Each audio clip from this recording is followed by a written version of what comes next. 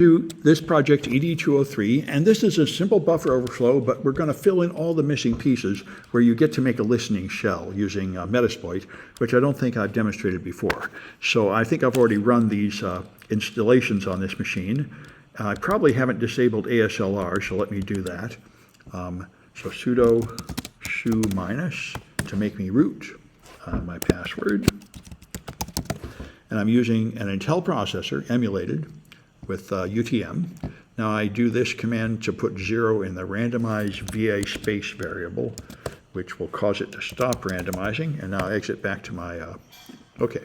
Now let me go to a directory.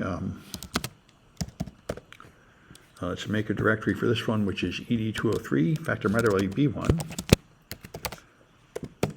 No, okay.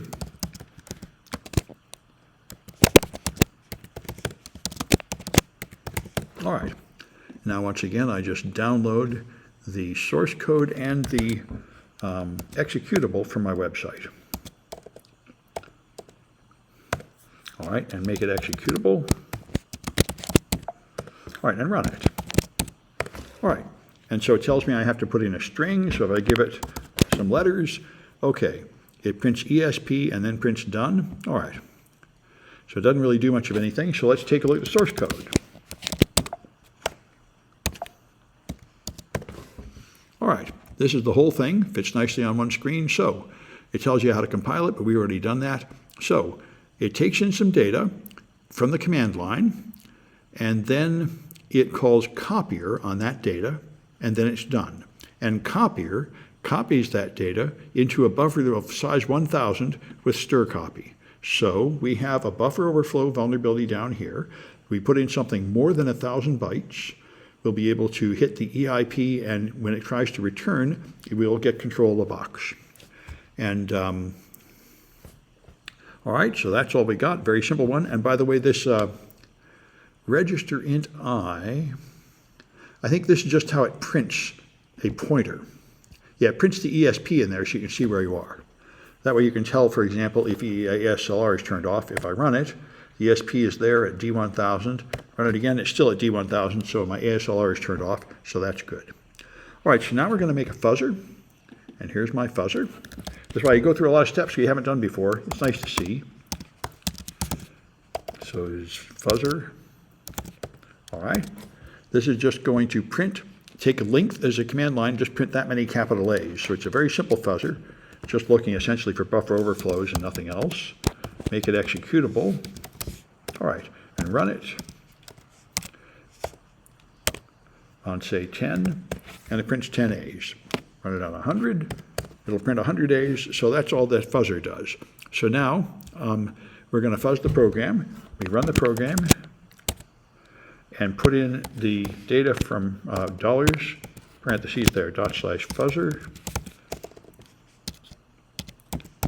say 100. All right, and so 100 works fine as we expected. In fact, the buffer had room for 1,000, so it should take 1,000 okay too, but some large number beyond 1,000 should be enough to make it crash, and there you are. So 1,000 is fine. Somewhere in the last 20 characters, something there caused a segmentation fault. So we can use GDB and find the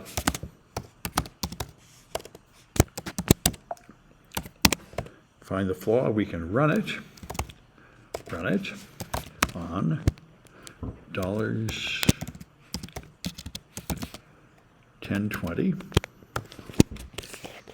All right, and it crashes, and now we know not only does it crash, but it doesn't just crash for a non-exploitable reason, like it filled up all available stack memory and hit the end. It crashed, and some of the last capital A's ended up in the EIP. So this is the classic kind of buffer overflow where we do have control of the EIP, so that's good to know. So now we just need to make a program that will put in a non-repeating pattern for us to detect. So that's going to be called X1. And so this is going to print 1,000 A's and then B, B, B, B, C, C, C, C, D, D, D, D, E, E, E, F, F, F, F, again to keep the input always the same length, 1,020 characters. And now we'll be able to see what part of that ends up in the EIP. So I save this, make it executable. And now go back into the debugger and just run taking data from EX1. And there we go, 5555. So that's A, B, C, D, E. The E's ended up in the fuzzer. So now I can hit any address I want. All right. Now, before, there would just be a win function. We try to run the win function, but that's, of course, a contrived thing just for practice. In the real world, there isn't any code already there that I want to run. So what I'm going to do is inject code in those 1,000 A's and then run it. So we're going to have Metasploit. Let's see if I've got Metasploit. I think I might on this box. Let's see if I have MS. Let's get out of here and see if I can run MS Venom. I can. Good. All right. So if I list the payloads and I look for Linux and look for bind TCP, because I want to make a network connection, I want my box to be controlled remotely. So I'm running MSF Venom to list the payloads for Linux that will bind to a TCP socket. And Metasploit is written in a high-level language like Ruby, which is like Python. I think it's interpreted, so it runs kind of slow. But so you have to be a little patient, especially in this emulated platform. But anyway, what it's going to come back with is a list of these various kinds of attacks. And the simplest is Linux x86 shell bind TCP. This will listen for a connection and give it a command prompt running on 32-bit machines, like which is fine. I've got a 64-bit machine, but it can run 32-bit code because I installed those libraries with the commands at the start of the project. So that's what I want. So this is that's the exploit I want to run, Linux 86 shell bind TCP. And when you list options, it will show you what options you can add to this. You don't need to specify the listen port. If you don't specify it, it'll use the default of 4444. And you don't need to specify the target address. It'll be the local address. So you don't need to specify any of those parameters at all. But in this case, we're going to make the L port 31337 and then change the format to Python. So this will write Python code. And let me see if I can get this thing to give up. Okay, there, it's finally done. All right. And I don't seem to need sudo on this machine. On Google Cloud machines, you needed sudo to run MSF Venom. On my machine here, I don't seem to need it. So that should do it. That should create Python code, which will create a listening shell on port 31337. And we'll let that go. Now, what you'll see is this is not good. It's going to likely have a null byte in it, because I didn't tell it to avoid null bytes. And null bytes, of course, terminate a string. So if I try to feed in a string, including this, it's going to fail. So what I'm going to want is this one instead. Encoding it with alpha mix uses only letters and numbers, which is a nice safe way to encode it, as long as you don't mind it getting bigger. And the append exit equals true, I don't really understand. I try these advanced options when I have trouble in my shell, and it seemed to make it more reliable to do it that way. So there it is. There's the first code, but this code tended to have a 0 in it. And I don't see a 0 easily in here, but yeah, there it is. There's a 0. You can't have a null byte. If you have a null byte, that will terminate string, and your exploit won't work. So you got to tell it to avoid that. And the simplest thing is alpha mixed. You could tell it just to avoid null bytes, but then maybe spaces and tabs and carriage returns would be in the way. And so the simplest thing is just use letters and numbers. The only problem with limiting it that way is it makes your exploit code longer. But in our case, notice we only needed 78 bytes for the shell code, and we have 1,000. So we got plenty to work with. So we can afford to swell this 78 to a bigger number. So using alpha mixed will be good enough. I think that's going to expand it to like 300, 231 when I did it before. So that's not bad. 231 will easily fit in my 1,000 bytes I have to write in data on the stack. There we are.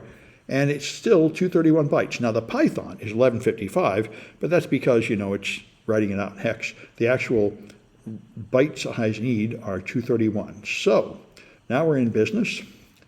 Now I'm going to copy this. Here's the code I want. All right. And now I'm going to construct the exploit. So let's nano ex2. Nope. All right. Let's see what I got.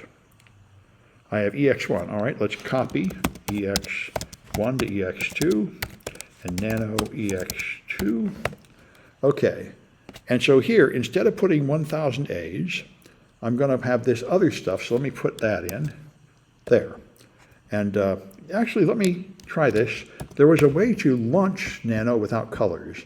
So launch nano without colors. There was a command line switch when you first launch it that I saw. Here, -Y. All right, -Y nano. Let's see if we have an example of that. That looks a little funny, but that might be doable. Okay. -Y none. Oh, that's good. I might even be able to remember that. So instead of doing this, I do -Y none. There we go. All right. So now, there's the buffer. So now, what I want to do is I want to put, okay, I want to also have a NOP sled. And so a NOP sled equals, say, byte \x 90 times 100. That should do it. All right. And let me see how I did it in project. Maybe I'll be consistent with that. There's a lot of ways to do it. But yeah, I did 500. Okay. And then I calculated suffix. All right, so let me do it that way. I'm going to move that down there. Okay. So I'll turn on the projector. All right. So I got a NOP sled, which is going to be 500 of these. And then I'm going to have, okay, so I get that buffer, I get an NOP sled. So now I'm going to calculate the suffix, which is going to be byte A times 1012 minus this len of NOP sled minus len of buff. Okay, there. Now I need to choose what I'm going to insert for an EIP. So this code will be fine the way it is. There.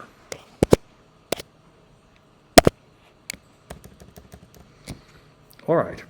And at the top, I'm going to need this. And I think that'll complete my exploit if I haven't made a mistake. Oh, good. So there we imported sys. Good. So we defined the buffer, which Metasploit wrote for us. And then we put a NOP sled of, times 500. Somehow I fouled that all up. There, 500 NOPs. And then and a suffix is going to be enough capital A's to make the total length 1012. So it's 1012 minus the len of the NOP sled minus the len of the buffer. That's good. EIP is then 1, 2, 3, 4. So we're going to put this in attack buff, suffix, and EIP. And I didn't bother to add a few more at the end to keep the length constant because we don't really have to. So this should do it. This should put 1, 2, 3, 4 in the instruction pointer because I don't know what to put in there yet. I'm just going to put in a dummy value.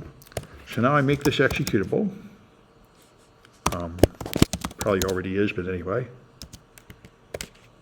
If I run it, okay, I get this stuff. I get, I think this is the NOP sled. This is the Metasploit exploit, which is all random characters. Then come a bunch of capital A's just to fill in. And somewhere before the capital A's is going to be a 1, 2, 3, 4, which I'm not seeing easily here, but maybe it's just off the screen or something. Anyway, all right, so let's try it in the debugger. All right, 3GDB minus Q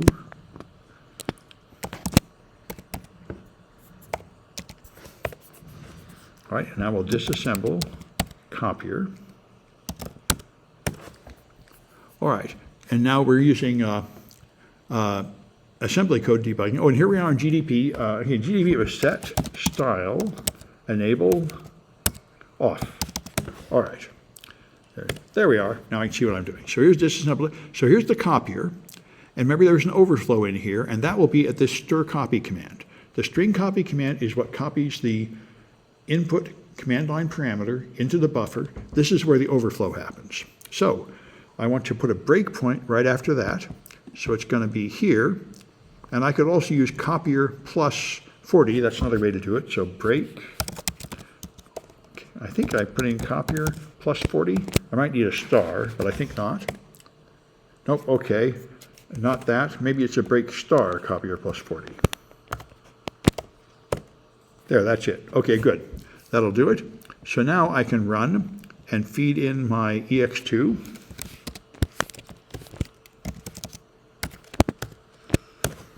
Right, now I hit the breakpoint, which is the point. Now I can do info registers, and I can see ESP and EBP here. The stack starts at CCA0 and it ends at D0A8. This is all I have to remember, the endpoint, D0A8. And so I can examine X410 will be enough. ESP. Remember, the end of it is at D0A8. So there's more. I press enter and enter. Now I've made it down to Z0A8 is here. So this is good. Notice that's D0A8 is where the end of the stack frame is. And see, right after that comes 31, 32, 33, 34. That's the 1, 2, 3, 4 I put in. So what everything's working fine. Now, the problem is I don't know what address to put in here, but I read it off this figure. If I go back here, here's the A's I put at the end as padding. Here's the Metasploit code, the random characters, and here's the NOP sled. So you just go back and find an address somewhere in the middle of your NOP sled that doesn't contain a null byte, and that'll do. So I just copy that and get out of here with Q, Y, and then I copy X2. Let's just take a look. I think it's EX2 I'm doing. Yeah, I'll copy EX2 to EX3, nano, minus Y none or something, was it? Yeah, okay, EX3, good. All right, now I'm gonna go down here where I put in the EIP, okay. And here, I'm gonna put in, there, that's the value I want. So that's what I put in instead of this junk. Again, as always, backwards. 90, CD, FF, FF. That should do it. Now it'll jump into my NOP sled. So I run, save this. And now,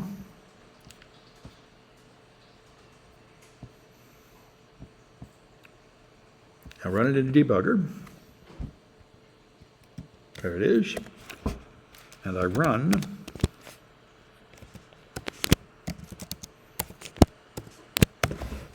And now it starts, it runs, it never comes back, so it's now running the payload.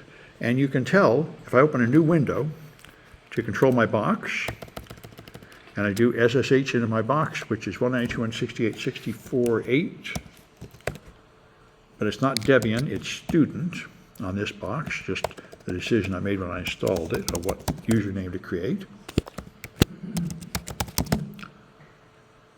All right, and now let's see if I have netcat. I do, good. So let's do sudo ss minus pant, and L is nice here to just see listening ports. Give it the password. And there you see I have an ED3A process listening on 31337. That's my running shell running, so I can netcat to localhost 31337. I think I can do that. Yep, and now I'm in. And notice something happened over here. You can see it showed some stuff happen here. 707 is executing a new program, creating a shell. And I can do, say, ID and ls, who am I, and ifconfig. You know, I think I would do sudo for that one, but I can do IPA. There we are. So I can just run Linux commands here with no problem. So that's a listening shell. Now, this is not the most common or best kind of shell to use because it's listening on a strange port inside somebody's network, and usually their firewall will block unexpected incoming traffic. So what you usually want is a reverse shell where it phones home to your target, to your command and control center. But I just did it here because it's an easy one to see. Anyway, now we can try it outside the debugger and see if it works. So let's get out of here, quit, Control C, all right, quit. Yes, all right. And now I run ED3A and run the data from EX3. And it stopped, which makes me think it crashed. And that tends to happen. It often fails So it could be ASLR is on. It could be, one thing that also happens is the location of memory is often different outside the debugger. So if I run, say, 2, that hits the segmentation fault. 3 did not hit the segmentation fault. Oh, I know. The process is still running using the port. Remember that I warned you before about this, about shellcode. The problem with shellcode is if anything is wrong, it will just crash and not give you an error message or anything. So it was, I think, still listening on that port. That's probably what went wrong. Now it's not, so let's run it here again. It comes back right away, which is a bad sign. That suggests that, now maybe ASLR is on. I think I already have it off from before, but let's try that. That's possible. Other than that, it's going to mean that the address outside the shellcode, outside the debugger, is different than inside the debugger, but that's why I had that 500 NOP sled. It shouldn't be that much off. Let's see if this is it. I didn't restart the machine, so I think this was already off from the previous demo. That's what troubles me, but let's see if that did it. Okay. That was it. I don't understand how, did I move to a different machine? Anyway, that's it. Now it's listening. This is good. If I do sudo ss-pantel here, there it is again. So, okay, it works outside the debugger, which is what I expected. If you have a really tight address range, like a NOP sled of only 16 bytes, then you'll often find that it works in the debugger, but not outside, and you just have to modify the address by 10 or 20 or 30 or 50 bytes, having to do with the fact that the exact command line to execute the instructions are different in the debugger and outside the debugger, and that causes the address of the stack to be off by a little bit. The address is on the stack. Anyway, we're done, so I'm going to, the orderly way to get out, if you don't want to hang up and have the port locked, the orderly way to shut down a shell like this is to connect and then disconnect here with Control-C. And when you do, it will disconnect here in an orderly way, and when you go to sudo ss-pant, it'll be gone. If you just terminate it here without coming from the client, then it will be waiting for the client to come back, and the socket will be hanging for like 2 minutes, which will tie up that socket and mean you can't test it again, and is generally irritating. That's why the orderly process of connecting and then disconnecting the client is the cleanest way to get rid of this kind of shell. Okay, and then there's some other ones to try here based on this. So that's what I wanted to show you. I'm going to stop this recording.